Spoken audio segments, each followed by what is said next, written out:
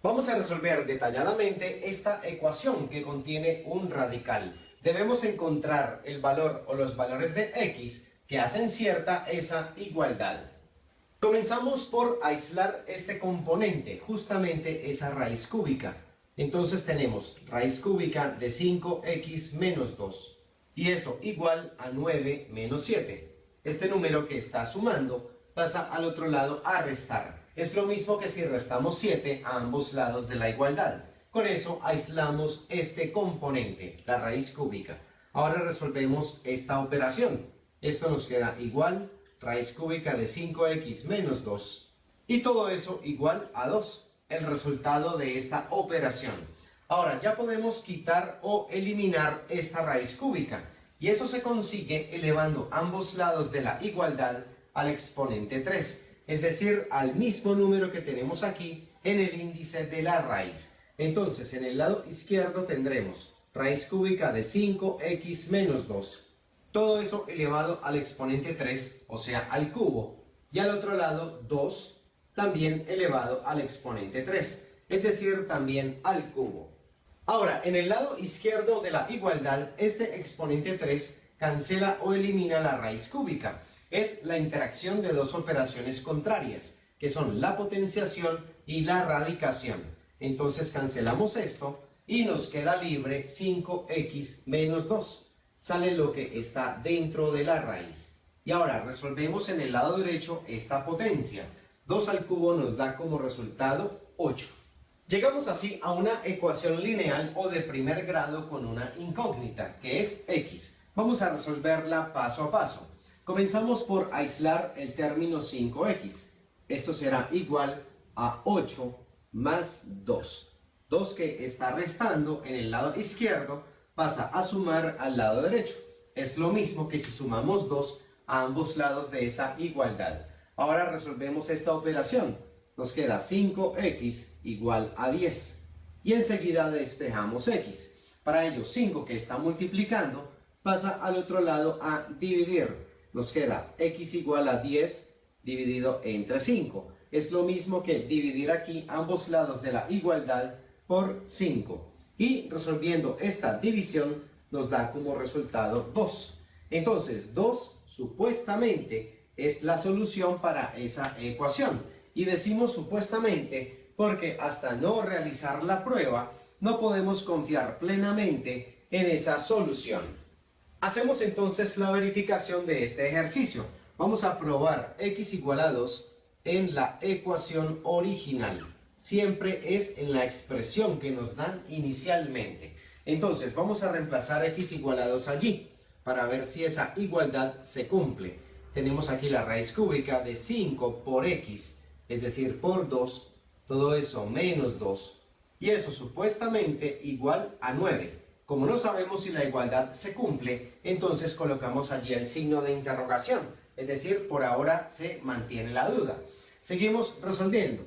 7 más la raíz cúbica de. Acá dentro de la raíz tenemos una multiplicación y una resta. Primero se efectúa la multiplicación. 5 por 2 nos da 10, luego 10 menos 2 nos da como resultado 8. Entonces allí tenemos la raíz cúbica de 8.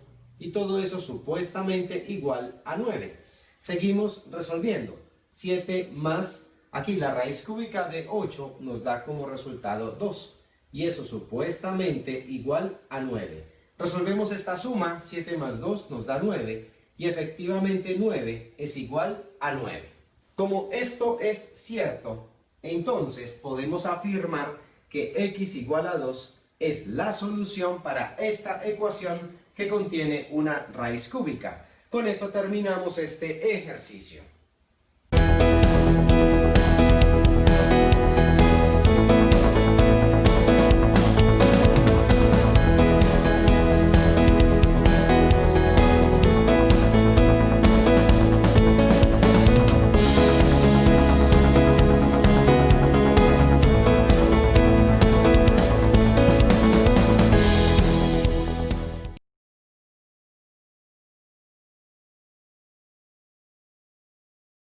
Nos piden representar gráficamente la función y igual a f de x igual a x más 3 sobre x menos 2.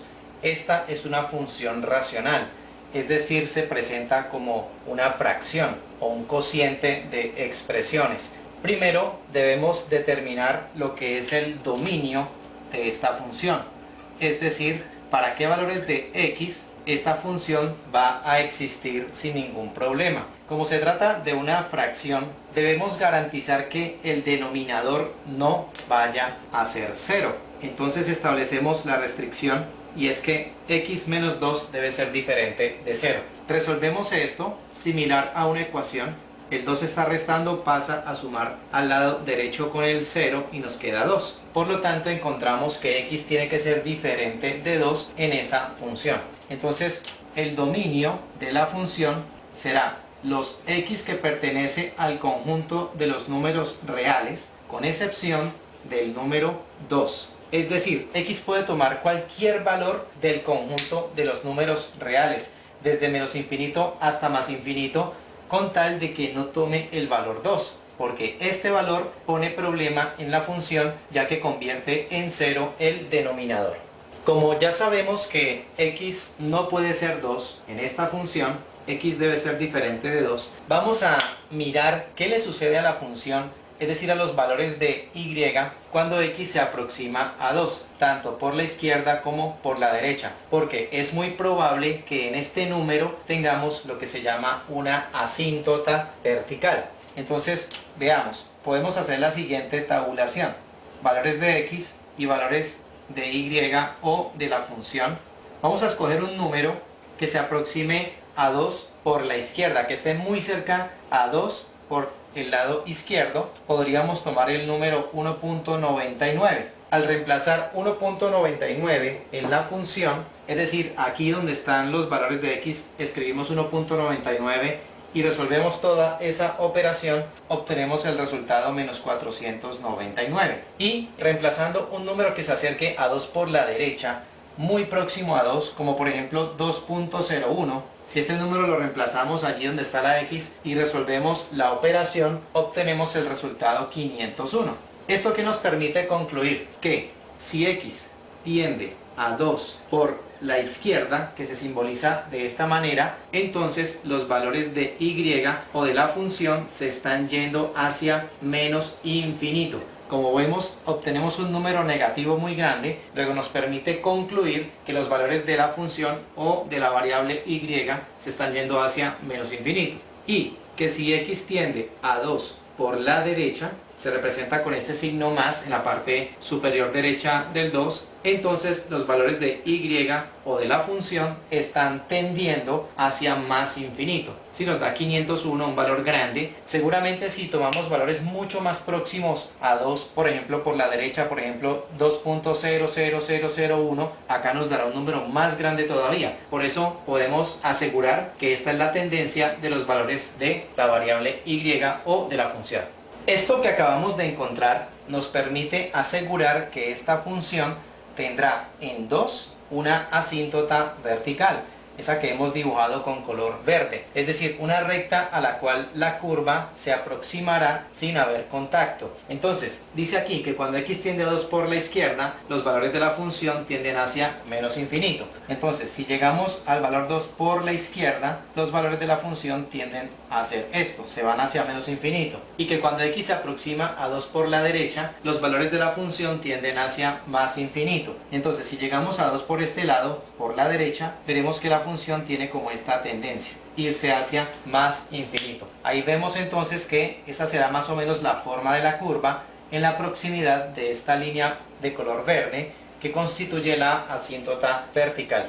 Otro elemento importante para la gráfica de esta función será la asíntota horizontal. Cuando una función racional tiene en el numerador y en el denominador expresiones del mismo grado, como en este caso, que vemos dos binomios que son de primer grado, vemos que la x en ambos casos tiene exponente 1. Entonces hay un truco o una técnica que nos permite asegurar que la asíntota horizontal se encuentra en el siguiente valor de y. Tomamos el coeficiente principal del numerador, el coeficiente aquí es 1, y el coeficiente principal del denominador, que aquí también es 1. 1 dividido entre 1 nos da 1. Es decir que esta función tendrá una asíntota horizontal que pasa por 1. Vamos a dibujarla.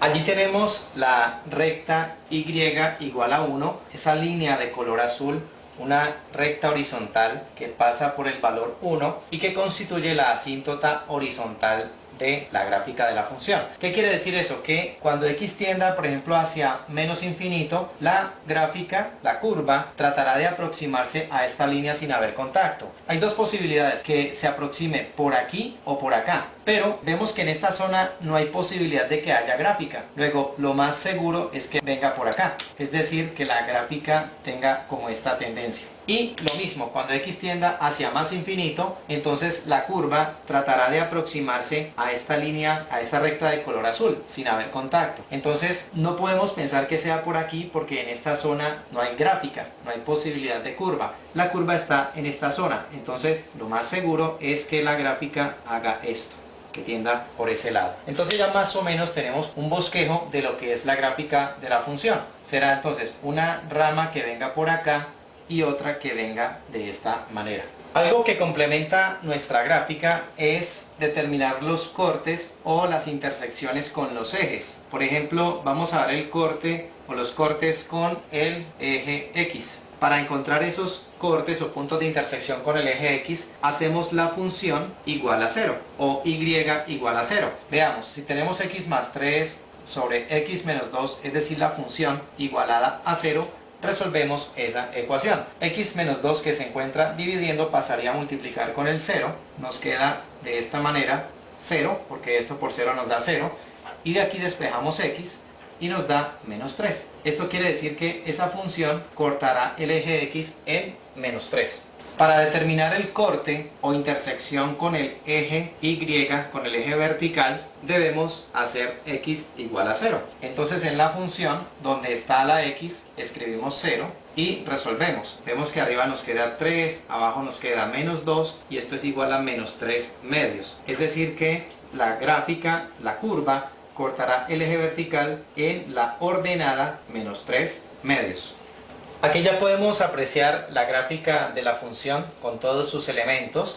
Vemos en color rojo lo que corresponde a la curva generada por esta función. Vemos en color verde la asíntota vertical, la recta que pasa por 2, por x igual a 2. Vemos en color azul la asíntota horizontal, es decir, la recta que pasa por la ordenada 1. También podemos apreciar los cortes o intersecciones con los ejes, intersección con el eje X en la abscisa menos 3, intersección con el eje Y en la ordenada menos 3 medios. También podemos ver la tendencia de la gráfica de la curva en la proximidad de las asíntotas, ¿sí? Tal como lo habíamos descrito anteriormente. De este gráfico también podríamos determinar lo que es el rango de la función, es decir, los valores que toma la función o la Y al trazar la gráfica. Aquí podemos apreciar que el único valor que no toma la función es el 1. De resto vemos que todos tienen participación. Entonces diríamos que el rango de la función son los valores de Y pertenecientes a los reales, con excepción del valor 1. ¿Sí? Habíamos dicho que el dominio eran todos los reales, con excepción del elemento 2. Ahora el rango serán los valores de Y pertenecientes a los reales, con excepción de el 1, es decir, por donde pasa la asíntota horizontal. Si quisiéramos un gráfico con más detalles, con más exactitud, entonces podemos obtener más punticos, más coordenadas que podamos localizar en el plano cartesiano y de esa manera mejorar el trazo de la curva, o también recurrir a un programa graficador para observar la gráfica. Esto lo veremos a continuación. Haciendo uso de un programa graficador de computador, podemos ver con toda la precisión del caso la gráfica de la función. Sí, aquí tenemos la función x más 3 sobre x menos 2. Podemos apreciar la curva en color rojo. Podemos ver la asíntota vertical, la recta de color verde que pasa por la abscisa 2. Aquí podemos ver en color azul la recta horizontal que pasa por la ordenada 1, es decir, la asíntota horizontal. Aquí también tenemos el corte con el eje X en la abscisa -3 y aquí podemos apreciar el corte con el eje Y en la ordenada -3/2 o -1.5. Entonces esto nos complementa el análisis realizado y podemos ver la representación gráfica de la función.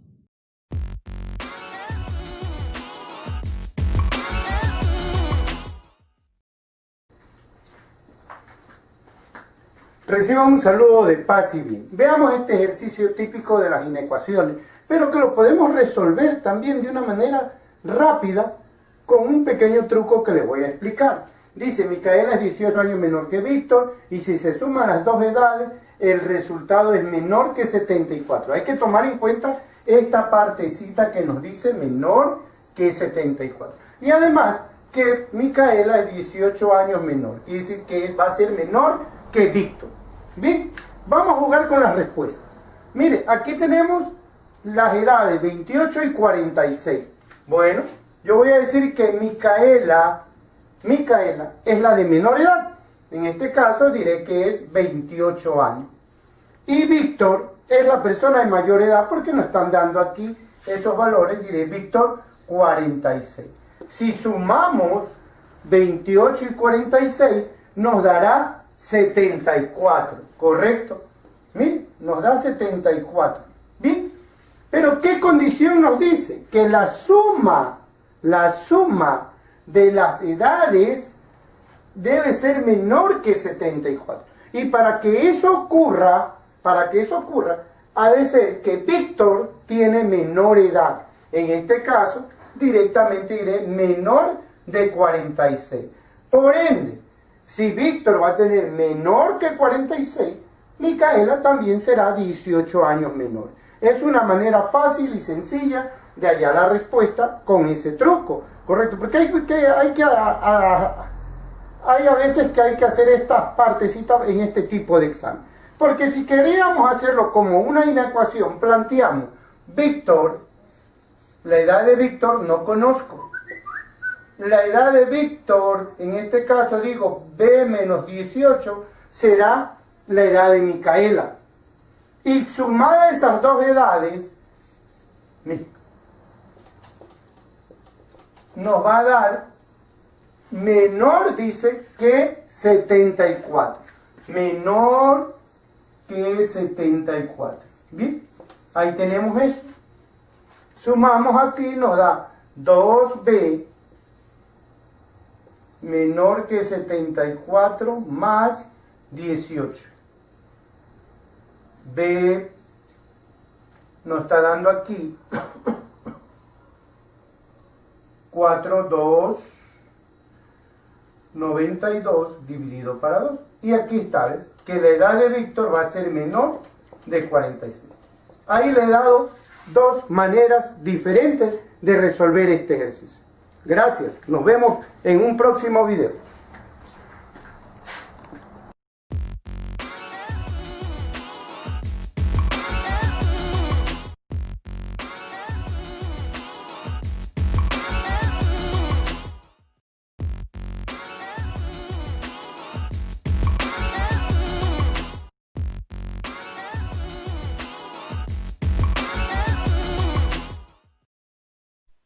En este video veremos los conceptos de producto cartesiano, relación y función. Comenzamos definiendo qué es el producto cartesiano. El producto cartesiano es una operación entre dos conjuntos A y B en la cual se obtienen parejas X, Y, de modo que el primer elemento, es decir, X, pertenece al conjunto A y el segundo elemento, o sea, Y, pertenece al conjunto B. Simbólicamente, lo anterior se escribe así. Producto cartesiano entre los conjuntos A y B, que se escribe A por B, es el conjunto de parejas X, Y, tal que X pertenece al conjunto A y Y pertenece al conjunto B. Entonces podemos observar que el producto cartesiano entre dos conjuntos A y B es un nuevo conjunto formado por parejas X, Y, donde la característica principal que estas parejas deben cumplir es que el primer componente o el primer elemento sea del primer conjunto y que el segundo componente pertenezca al segundo conjunto. Por ejemplo, si tenemos el conjunto A formado por los elementos 1, 2 y 3 y el conjunto B con elementos 4, 5 y 6, entonces el producto cartesiano A por B es este conjunto de parejas ordenadas.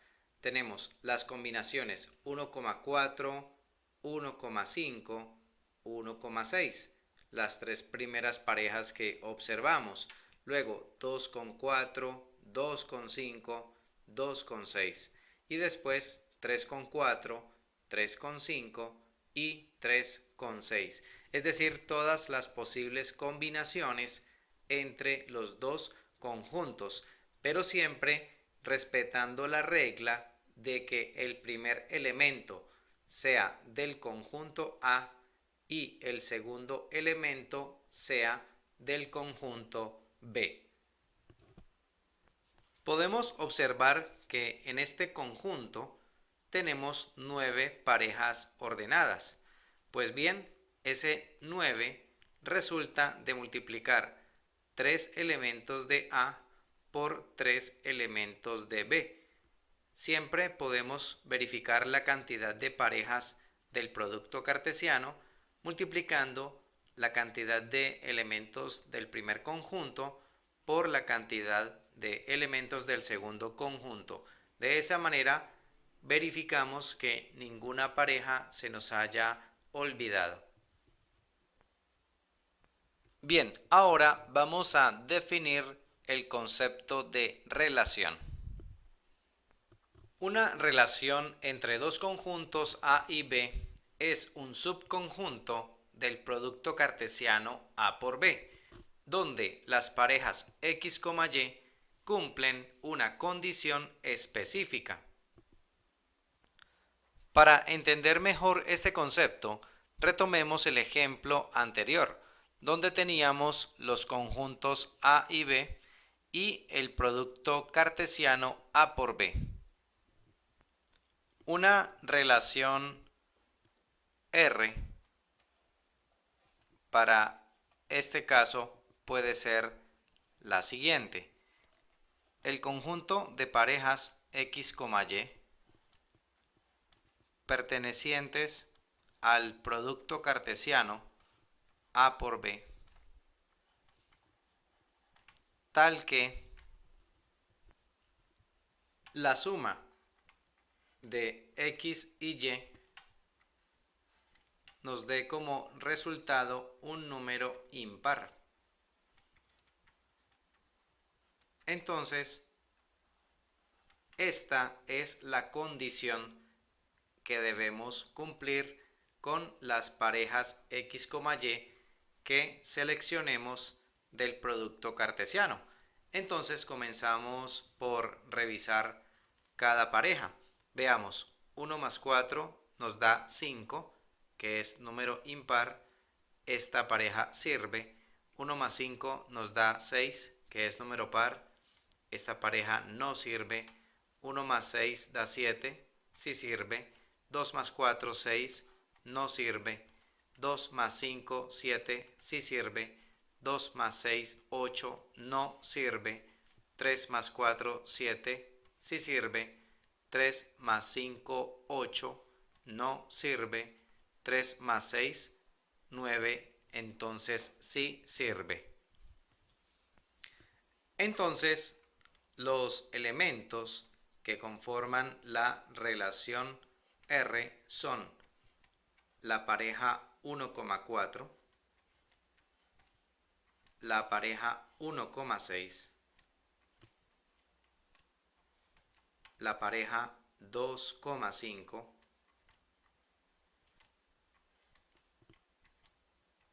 3,4 y 3,6. De las 9 parejas que teníamos en el producto cartesiano A por B, observamos que 5 parejas son las que conforman la relación R, porque son las que cumplen la condición aquí establecida. Por eso se dice que R es un subconjunto del producto cartesiano A por B. Una forma gráfica de representar una relación es a través de un diagrama sagital. Veamos cómo se construye. Dibujamos dos óvalos para representar los conjuntos A y B. Escribimos los elementos dentro de cada óvalo. Citamos la relación R y a continuación conectamos los elementos que cumplen la condición. Teníamos entonces 1,4, 1,6, 2,5, 3,4 y 3,6. Podemos dibujar flechas siempre en el extremo derecho de cada línea que trazamos. Por estas flechas que tenemos aquí es que este tipo de diagrama se llama sagital. Lo que se muestra aquí es la correspondencia que hay entre los conjuntos A y B de acuerdo con la relación R. Aprovechando que tenemos este diagrama, podemos definir los siguientes conceptos. El conjunto A se llama conjunto de partida y el conjunto B se llama conjunto de llegada de la relación. Los elementos del conjunto de partida que participan en la relación conforman lo que se llama el dominio de la relación. En este caso vemos que el 1, el 2 y el 3 forman dicho dominio. Los elementos del conjunto de llegada que participan en la relación conforman lo que se llama el rango de dicha relación. Aquí también observamos que todos los elementos del conjunto B participan, por lo tanto 4, 5 y 6 es el rango de esta relación. Por último, definimos el concepto de función. Una función entre dos conjuntos A y B es una relación donde a cada elemento de A le corresponde uno y solo un elemento de B. Para comprender mejor este concepto, citamos nuevamente el ejemplo de los conjuntos A y B donde habíamos obtenido el producto cartesiano. Entonces, vamos a establecer la función f de la siguiente manera. Dice la definición que la función es una relación y habíamos dicho que la relación es un subconjunto del producto cartesiano A por B. Entonces, la función también será un conjunto de parejas x, y pertenecientes al producto cartesiano A por B, tal que viene la condición, porque la función es relación. En este caso, vamos a establecer como condición que y sea igual a x más 3. Entonces, revisamos cuáles de estas parejas cumplen esa condición. Tenemos aquí, por ejemplo, la pareja 1,4, donde observamos que 4 es igual a 1 más 3. Por lo tanto, esta pareja cumple esta condición. Revisamos, 1 y 5 no la cumple, 1,6 tampoco, 2,4 tampoco, 2 y 5 sí la cumple, porque 5 equivale a 2 más 3. Y de las últimas parejas que tenemos, revisando, encontramos que 3,6 también cumple la condición. Tenemos entonces que los elementos que conforman la función f son las parejas 1,4, 2,5 y 3,6. Observamos entonces cómo a cada elemento del primer conjunto, es decir, del conjunto A, le corresponde uno y solo un elemento del conjunto B. Observamos que los primeros elementos no están repetidos, aparecen solamente una vez porque se le asigna un solo elemento del conjunto B.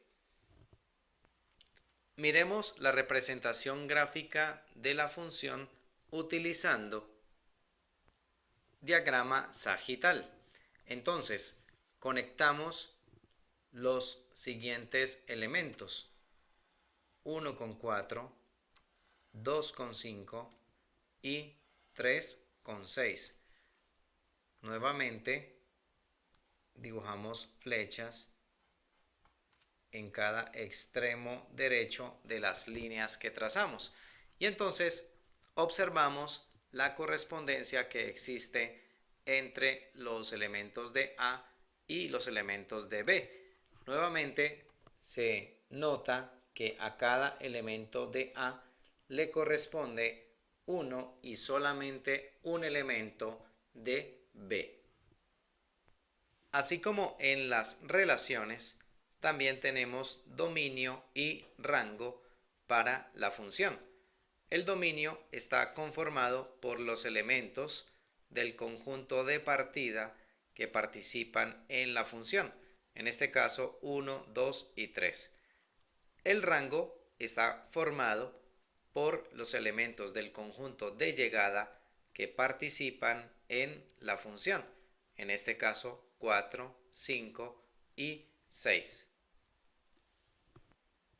Retomando el diagrama sagital de la relación R que habíamos visto, podemos observar que del elemento 1 parten dos flechas hacia el conjunto B. Lo mismo sucede con el elemento 3. Entonces, eso nos permite concluir que esta relación no corresponde a una función, porque está contradiciendo el concepto fundamental de las funciones, y es que a cada elemento del primer conjunto se le debe asignar uno y solamente un elemento del segundo conjunto, tal como observamos en esta situación que sí corresponde a una función. Entonces, de esto concluimos que toda función es relación, pero no toda relación es función. Bien, con esto terminamos este video donde hemos visto los conceptos de producto cartesiano, relación y función.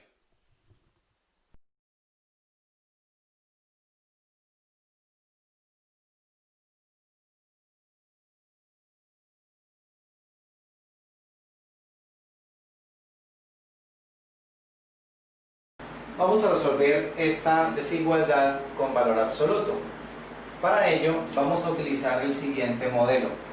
Si tenemos valor absoluto de una cantidad A menor que una cantidad B positiva, tal como tenemos en este caso, entonces la solución es la siguiente. Tendríamos A comprendido entre menos B y B. Entonces lo que hacemos es sustituir cada componente. Veamos, B está representado por el número 5. Entonces por aquí escribimos el equivalente de B, colocamos los signos menor y aquí en el centro el equivalente de A.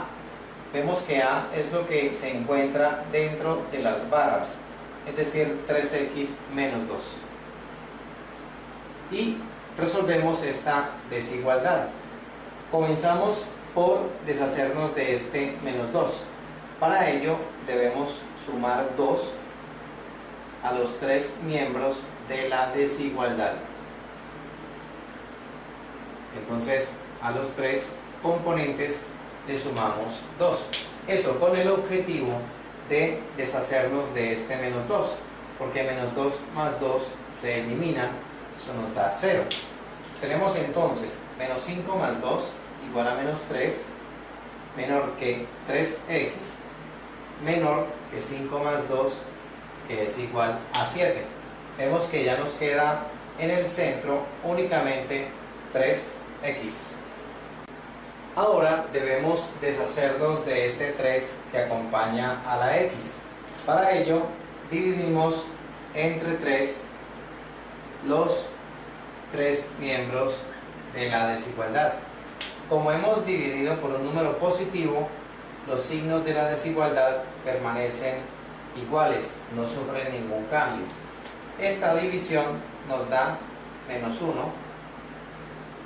Aquí tenemos que el número 3 se simplifica, nos queda entonces x menor que 7 tercios, que es una fracción que no se puede simplificar más.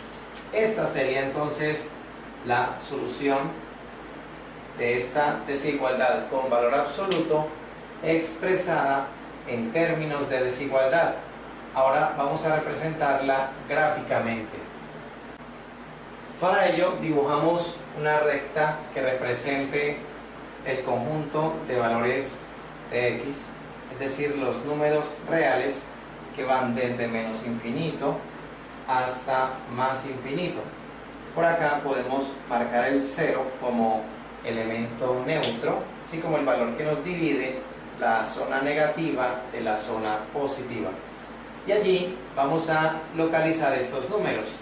El menos 1 a la izquierda de 0 y 7 tercios en la zona positiva a la derecha del 0. Y a continuación vamos a rayar o a sombrear en esa recta numérica la zona comprendida a este intervalo.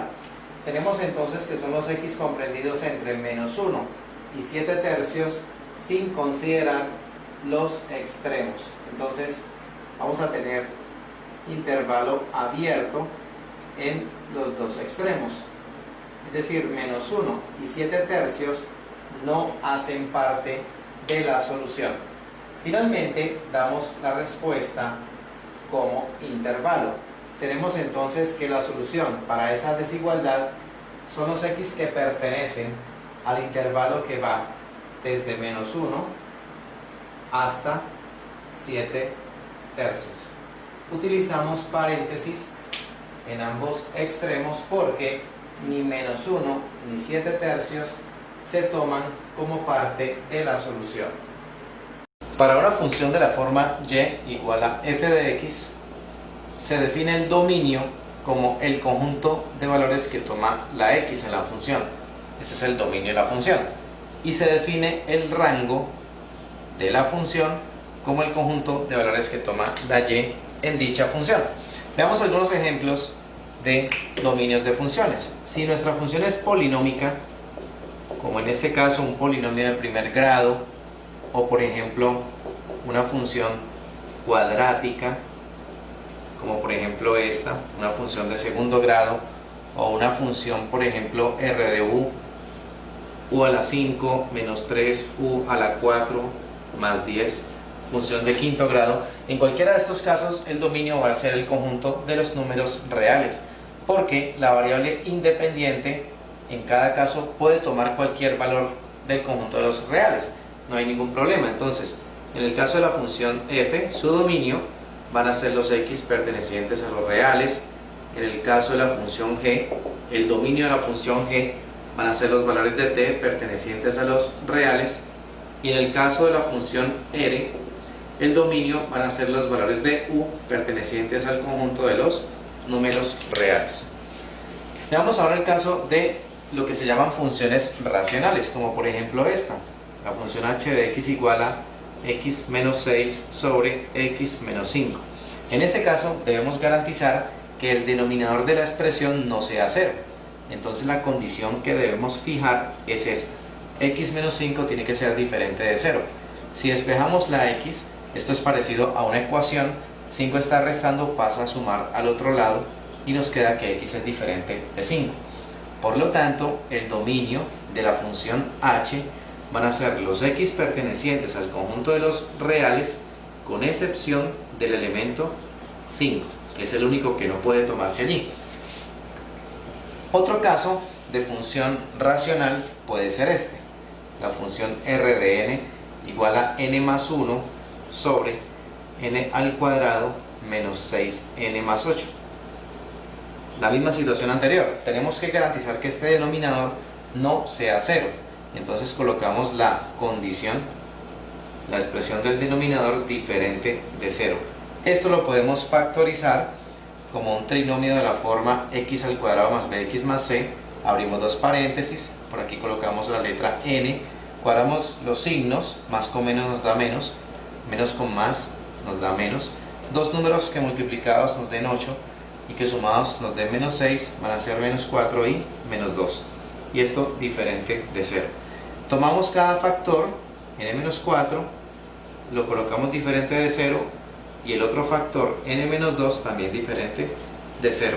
Despejando n en cada caso, por acá nos quedaría n diferente de 4 y por acá n diferente de 2.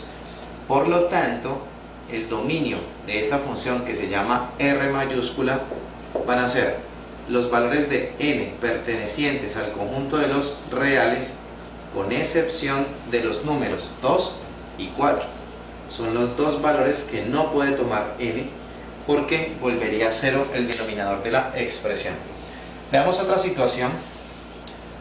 Por ejemplo, la función q de l igual a l menos 2 sobre l al cuadrado más 1. También tenemos que garantizar que este denominador no sea 0. Pero si analizamos esta expresión, l al cuadrado siempre será una cantidad positiva. No importa qué valor tome la l, al ser elevada al cuadrado da positiva, y si le sumamos 1 con mayor razón va a dar positiva. Por lo tanto, esto jamás será 0. En ese caso decimos entonces que el dominio de la función q mayúscula van a ser los valores de l pertenecientes al conjunto de los números reales. Pasemos ahora a lo que son funciones que tienen raíces. Por ejemplo, la función z de u igual a la raíz cuarta, por ejemplo, de u menos 9. Cuando tenemos una función con raíz de índice par, tenemos que garantizar que esto no vaya a ser negativo. Entonces colocamos la condición de que u menos 9 tiene que ser mayor o igual que 0.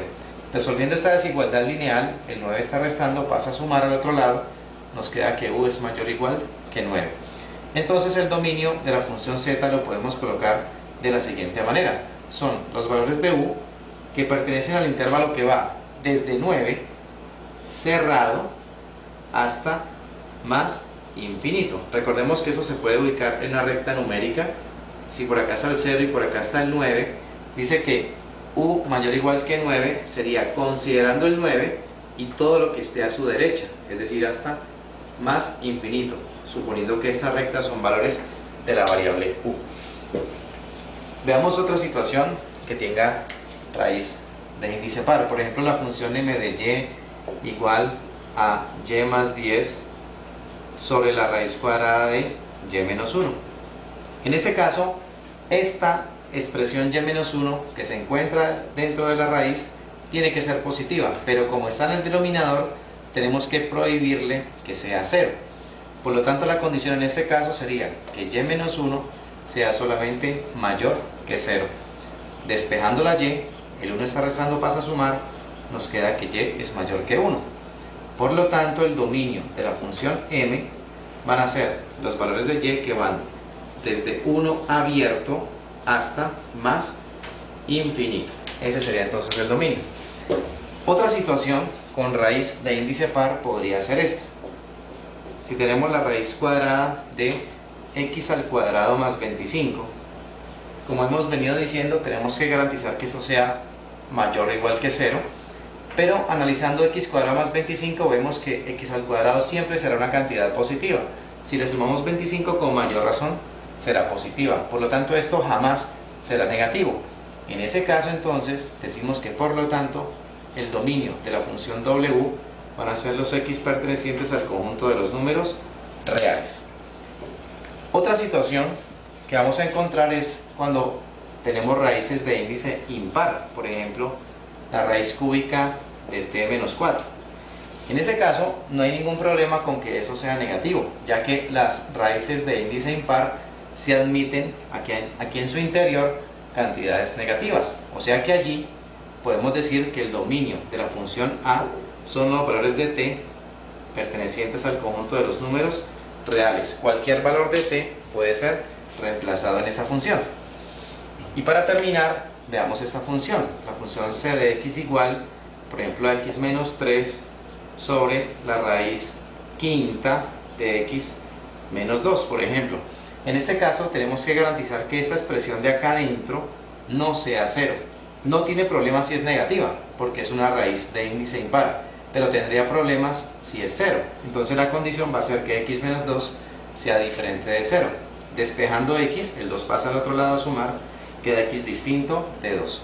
Por lo tanto, el dominio de la función c van a ser los x pertenecientes a los reales, con excepción del elemento 2. Vamos a solucionar esta ecuación. Para empezar, vamos a hacer aquí propiedad distributiva. Vamos a distribuir 5x por estar multiplicando a este binomio. Veamos, 5x por x nos queda 5x al cuadrado, más 5x por 2 nos da 10x, más 6, y de una vez vamos a pasar este 3 al otro lado del igual, pasaría negativo, y esto queda igual a 0. ¿Por qué hacemos esto?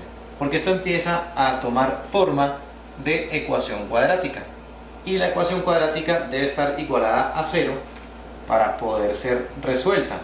Entonces nos queda 5x al cuadrado más 10x, 6 menos 3 nos queda más 3, igual a 0, y allí hemos llegado entonces al modelo de una ecuación cuadrática que dice ax al cuadrado más bx más c igual a 0. Allí podemos apreciar que a vale 5, que b vale 10 y que c vale 3. Vamos a resolver esta ecuación cuadrática por lo que es la fórmula cuadrática. Entonces nos va a quedar así. La fórmula cuadrática dice que x es igual a menos b más o menos la raíz cuadrada de b al cuadrado menos 4ac, todo esto sobre 2a. Allí está la fórmula cuadrática, que en algunas partes también se conoce como fórmula del bachiller, en otras se conoce también como fórmula del estudiante. Para resolver con éxito la fórmula cuadrática es recomendable hacer lo siguiente: abrir un paréntesis para cada una de las letricas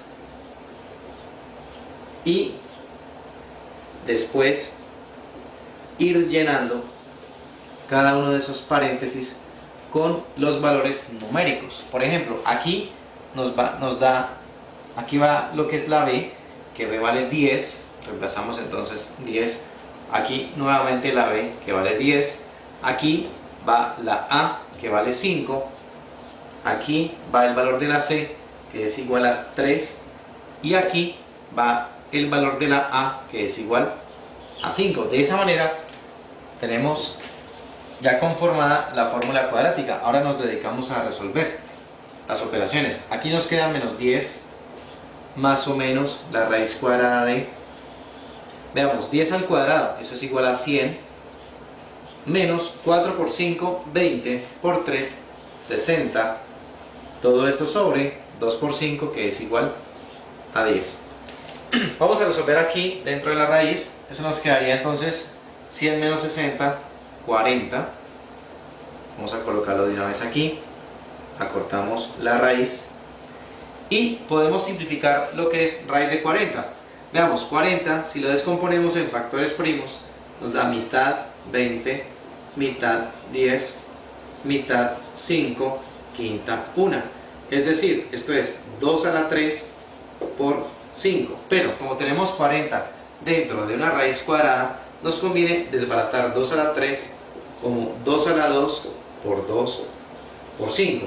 Eso con el objetivo de poder simplificar la raíz sacando este 2 a la 2. Veamos, eso nos queda así. Menos 10 más o menos raíz cuadrada de, cambiamos 40 por 2 a la 2 por 2 y por 5. Todo esto sobre 10. Vamos a continuarle entonces, volvemos por acá. Nos queda menos 10 más o menos. Aquí, de esta raíz sale este 2. Sale como 2 a la 1. Y dentro de la raíz queda el 2 y el 5 atrapados sin poder salir. Entonces 2 por 5 nos da 10. Todo esto sobre 10.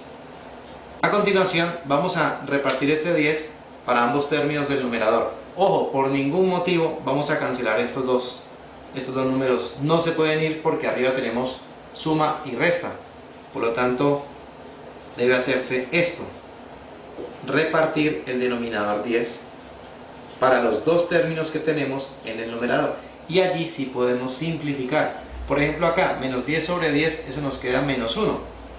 Más o menos, aquí puedo simplificar 2 con 10, sacamos mitad, nos queda entonces arriba raíz de 10, ¿sí? Acompañado de un 1, y abajo la mitad de 10 que sería igual a 5.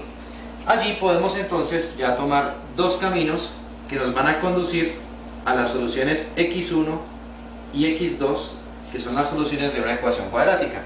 La primera va a ser entonces menos 1 menos raíz de 10 sobre 5, que si lo hacemos en una calculadora, esto nos da aproximadamente igual a menos 1.63. Ahí está la primera solución. x2 sería cuando tomemos la opción positiva, entonces sería menos 1 más raíz de 10 sobre 5, que realizándolo en la calculadora nos da aproximadamente menos 0.37. De esta manera entonces hemos resuelto la ecuación que finalmente se convierte en cuadrática y que por lo tanto tiene dos soluciones. Vamos a resolver estas tres ecuaciones que son de primer grado y con una incógnita.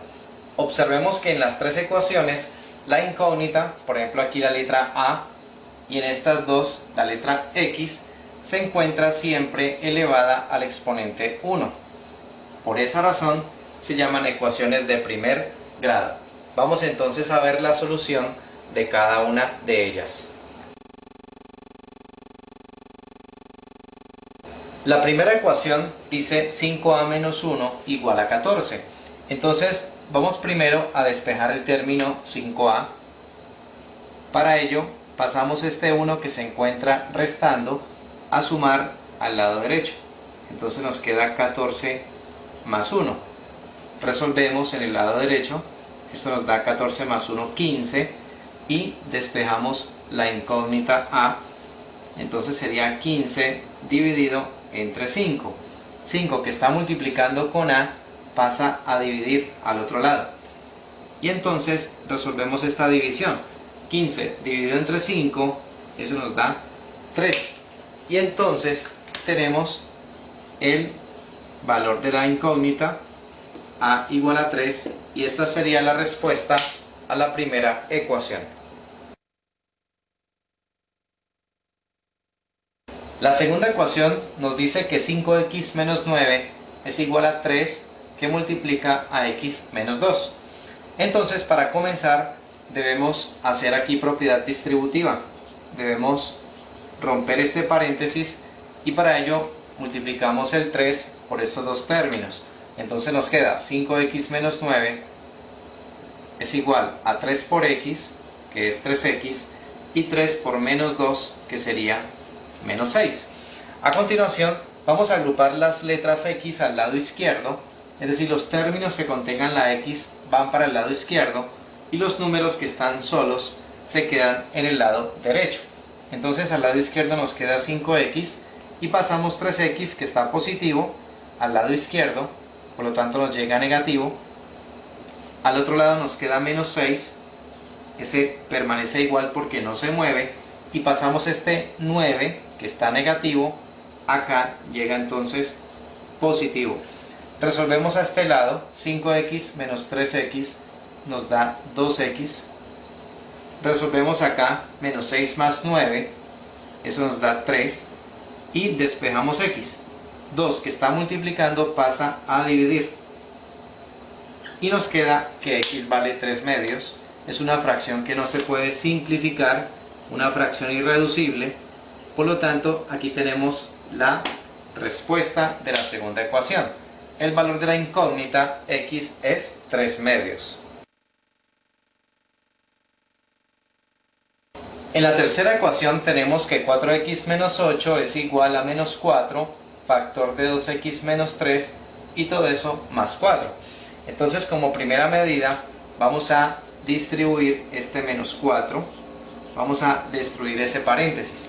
Entonces nos queda de la siguiente manera: 4x menos 8 es igual, aquí menos 4 por 2x, eso nos da menos 8x, y menos 4 por menos 3 nos queda más 12, y todo esto más 4.